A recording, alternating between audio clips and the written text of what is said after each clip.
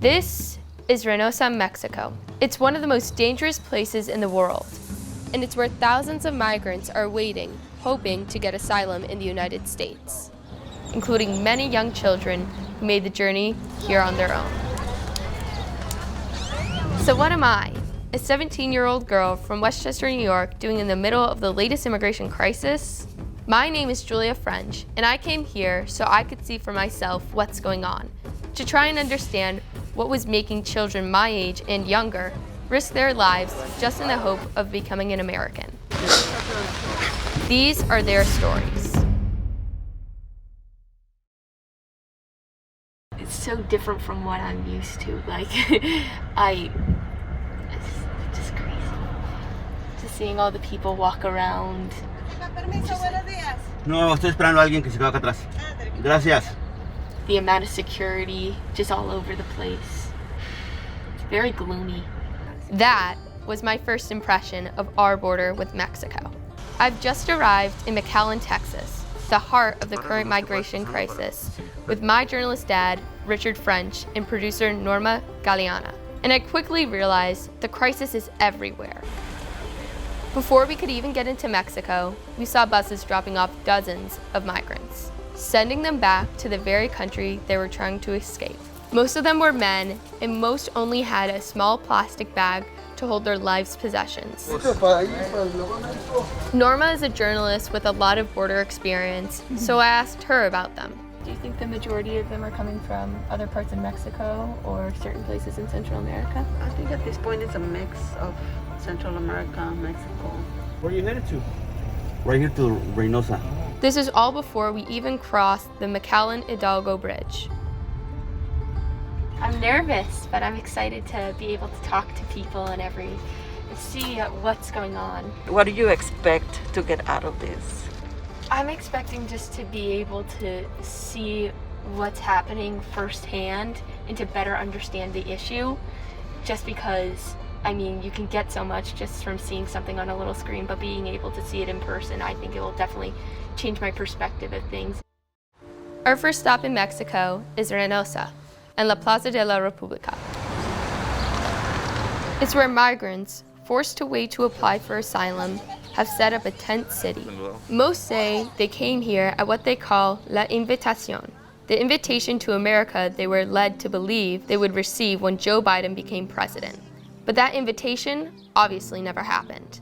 Most of the people here are families with young children, and life on the plaza wasn't at all what I expected. This is just tents everywhere. It's very different than anything I've seen in America. People are huddled in their tents with multiple people, not a lot of protection from the rain, the security is limited. It's a lot happening all at once. And if I thought things were hard for them, a rainstorm showed me just how much harder it really is.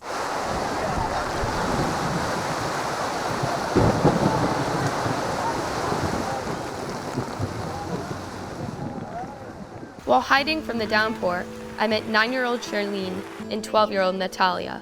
Natalia is from Guatemala and traveled thousands of miles with her mom. She says it took them a month and a half to make the trip. Her only fear? When I ask her about her family back home, she tells me her father was killed there. It's why they had to run.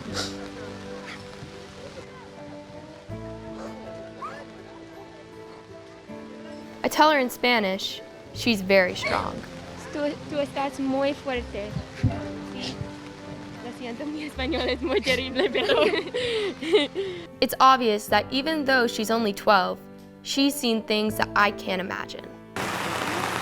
9-year-old Charlene's life in Honduras seems better. Que ella iba a la escuela con mis amigos y ella jugaba con ellos todos los días. Ahí daban tiempo para jugar. She got to Reynosa with her father, but misses her family back home. Extraño que a mis hermanos, que yo jugaba con ellos, a mi mamá también, que me la pasaba con ella, ahí jugando también con ella. And all she wants for her future is to be able to help them.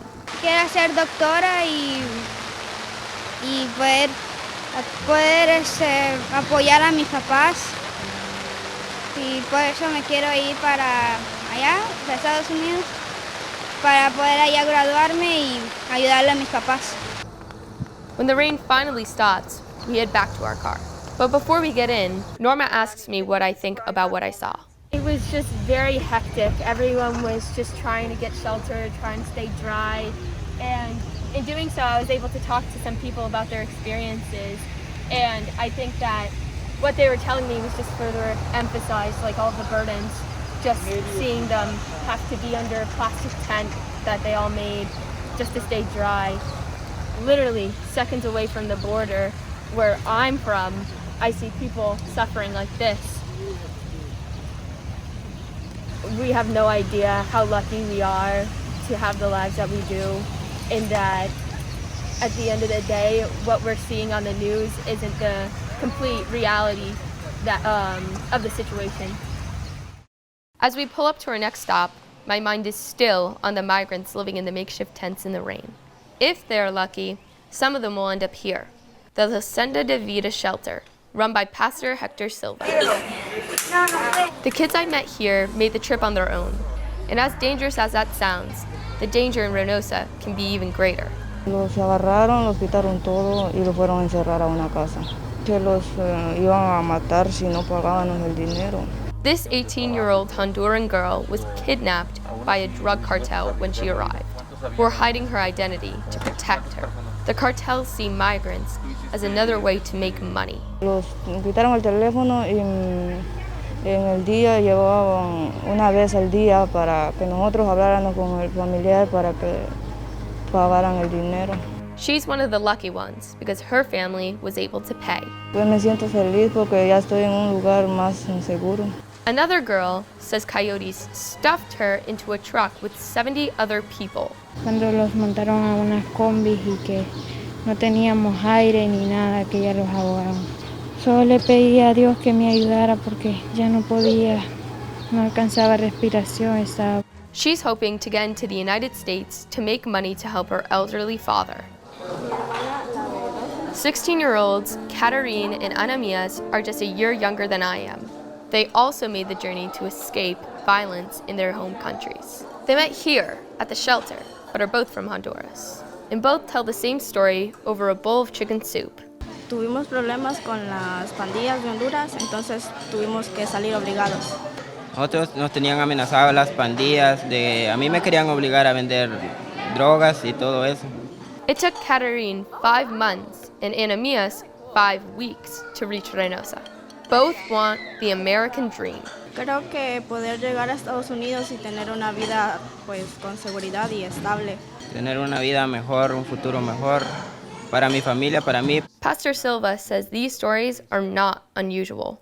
Soon that you enter of the Mexican area or Mexico side, there's always like I've been take my telephone, they've been took my money, I got kidnapped. He says he tries not to get emotional, but some of the stories he just can't forget. Not long ago, I had this little girl, she was 14 years old, and I saw my wife and asked her, why are you crying? It's a girl right there, you're just talking to her, and she's 14 years old, and she was like 8 months pregnant, so, and it was like, it really impacted me. He says most of the kids who arrive here alone just want to meet their parents who left them behind. This boy, he would say, Pastor, if I can give my mom just a hug, I just want to give him a hug and I go back to my country. As sad as those stories are, we also see hope. Danielle made the trip from Venezuela. While staying at the shelter, he discovered a new talent. He found an old piece of wood and made this painting. 3 bridges are going to like a better place. Is that better place America for you? Yes. He says it represents his future. Para mí representa pues vida, un nuevo camino a una nueva vida, un mejor trabajo y ir a lo grande. We say goodbye to our friends at Senda de Vida and head back to the United States. We just got back into the United States, and just the vast visual difference between Texas and Mexico and how crazy it is that this is so many people's lives and that they have to go through all this pain and suffering and having to travel thousands of miles just to get rejected from our country. I've got a lot on my mind, including what we'll be doing tomorrow. This is our second day here. We're going to a few small towns on the border on the American side just to see how American lives are impacted by the immigration crisis and also see the Rio Grande up close. We start in Granjero, Texas, which, like the sign that welcomes you, has had its ups and downs. The border wall is literally in the backyard of people like Gloria Garza. They'll tear your fence down. They tear anything. They don't care. She's lived here her whole life and says that she used to be against the border wall, but not anymore. There's nights I don't sleep, and you have to be on the watch out. You have to be watching for everything, looking out, because these people are all over the place. She says she used to give the immigrants who came to her house sandwiches and water, but the people coming over now are, quote, different. Everybody keeps saying we come because there's hardships and that. This majority of the people, I'm not saying all of them, what scares us, they've caught criminals, they've caught predators, they've caught a lot of people, that's wrong for us here. In Juan Rodriguez's backyard, the Border Patrol is standing guard. He says life on the border is hard. Pues es ahorita un poco difícil para nosotros, sobre todo en la noche, porque están pasando muchos camiones, pues voces y pues las patrullas, hay muchas luces, pues esa medianoche no te dejan dormir. Then there's the junkyard bar, and immigrants often find their way there. They used to come and knock the door. Please help me, can you lend me your phone or let me come in? And I'm like, no. The last thing I want is get in trouble. Lupita Salinas is a waitress at the bar. She sympathizes with the migrants and says she's seen things that have shocked her. I seen like 2 kids walking by themselves from the border, from this walking, and then a border patrol passed by and picked them up. At nearby Anzaldúa State Park, you'll find families on both sides of the border enjoying their day. On the Texas side, there are people boating and fishing, and on the Mexican side, I can see a family swimming. That's where I met 18-year-old Angel Montoya. I was curious what a kid close to my age who lives here thinks. You can't judge a book by its cover, like just because they're probably not well off as we are or they don't have the same things we do doesn't mean they're different. We're all people. He says his great-grandparents immigrated to the United States, so he knows the difference. My great-grandparents that from a very young age, like around 10 years old, that they would have to work to provide for their family. And over here, you don't really see that often, It's always like, there's always a situation where they're okay, they get to grow up, they get to go to school. Back in the car, we see bus after bus pass by. They're all filled with migrants being taken back to Mexico. We follow them to the border wall. It's my first time seeing the giant steel fence up close, and I realize it's not just a wall that divides countries. I feel like it's kind of not taunting. It either pains people or it encourages them to keep on going. And sometimes it's so painful for people to say that I've gone thousands of miles just to stand in front of a wall and I can't do anything really about it. But also at the same time, it encourages many people to say, I'm so close to being where I want to be and being so close to accomplishing my dream. It's been another emotional day. Tomorrow, we will be visiting a shelter where children are waiting to be reunited with their parents. In speaking with Sister Norma Pimentel, her work with immigrants has earned her the nickname the Pope's favorite nun. Well, Julia, here we are. We're in Donna, Texas, and this is a detention facility that was in the headlines quite a bit with children here, a lot of times unaccompanied minors. This is a confusing situation. I don't know about you, but after a few days here along the border, I'm as confused as before I came. Looking at the issue overall, it's a very complex issue because there's not a right or wrong answer, and there's not a direct way to solve it exactly, because we heard both sides that sometimes people are saying, hey, I don't want this on my property, and other times people are saying we just want a better life. So it's never an easy topic to handle. I think that what we heard and saw, it just shows that a lot of people are in despair, and a lot of those people are in our own country, and they came here for the exact opposite. They wanted a better future, they wanted safety, they wanted stability, and what they're getting right now isn't really exactly that. And I also think that if more people saw it firsthand, there would be just more empathy from the American side of things, and that more people would be more understanding and more willing to learn more and pay more attention to this situation. Someone who is paying a lot of attention to the crisis is Sister Norma Pimentel. She runs the Catholic Charities of the Rio Grande Valley in McAllen. It's where newly arrived immigrants can get shelter, food, and medical help.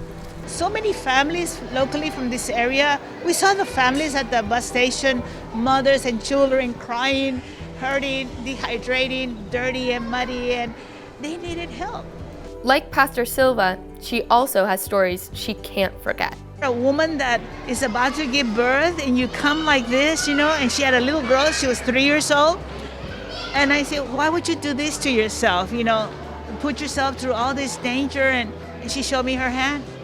And it was all disfigured. And she said, you see this? I had some men come into my house. They had a machete, and they struck at my little girl. She's alive only because we're here now. Because they struck to her and I put my hand to save her. Sister Pimentel has helped thousands of immigrants, but she says it's Americans who make it possible. It exists only because of the support of thousands of people from the United States saying, I want to help. I want to be there for that child, for that mother, for that family. And this is who we are in the United States. We are people who care. I asked her how she does it day after day. I do get tired, and at the end of the day, I end up very tired and I go to sleep tired. But I go to sleep with a sense of peace, with a sense of accomplishment. I've done something good. Her work has drawn so much attention, she was recognized by Pope Francis himself. Through you, I want to thank all the sisters of religious orders in the U.S. It was amazing to have our Holy Father, Pope Francis, recognize the work that so many of us here at the border are doing to receive these families, to care for them. And his message is, don't shut your heart down. And I see that message everywhere at Catholic Charities. Just like in La Plaza de la República, kids are playing and people are getting supplies. But here, I see hope and joy. Like in 17-year-old Arlen Perez. He just arrived with his dad. Fue bastante difícil el camino, porque hay veces que uno no duerme bien, hay veces no duerme. His American dream is to study, get a job, and help his family. He says stepping onto the U.S. soil meant everything. Sí me puse bien contento porque ya pasó toda la pesadilla de estar en ese camino. He is very much on my mind when we leave. I think that being able to be in America for him and many people like him means so much more than just crossing a border. Being born in America is seen as a privilege now. It's me living in New York. I've never thought about it being better than living somewhere else. But now I realize that these kids view me and my life as their dream, and that they want something that I was just given at birth. Our journey to the border is almost over, and ironically, it ends how it began. With signs of the crisis everywhere. We stumble on a small group of migrants with the Texas State Highway Patrol. Nos entregamos porque nos cansamos. After a month on the road and 10 days trying to cross the border without eating, they simply gave up. My trip to the border has made the crisis very real for me. My dad asks me about it right before we leave. Is it what you expected, the migrant crisis you saw firsthand? We talked a lot about this at home. We've seen a lot of news on this, but I am really surprised to the extent of the immigration crisis and the amount of people that I saw suffering. Discussing the topic of it being black and white, I just think that's not true. There's so much gray in between. It's such a complex topic and there's not a right or wrong, and being able to hear both sides of the discussion, I think that I'm able to really grasp the situation and understand how pressing of an issue it is. Finally, another thing that struck me was they all talked about what they were hoping to find in America. Yeah, I think that the media really focuses on these migrants running away from something and not really the aspect of them running to something, which is the American dream. They all want a better future, whether that is being able to get an education or getting a job, being able to reunite with family.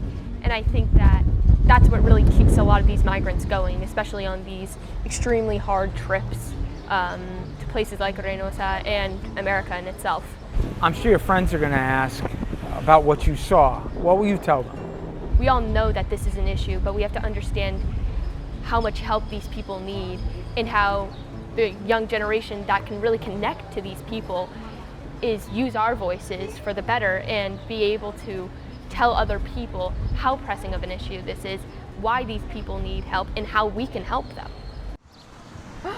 Yay! And it brings me back to something Sister Pimentel told me when I asked her what people can do to help. She didn't ask for money or food or medical supplies.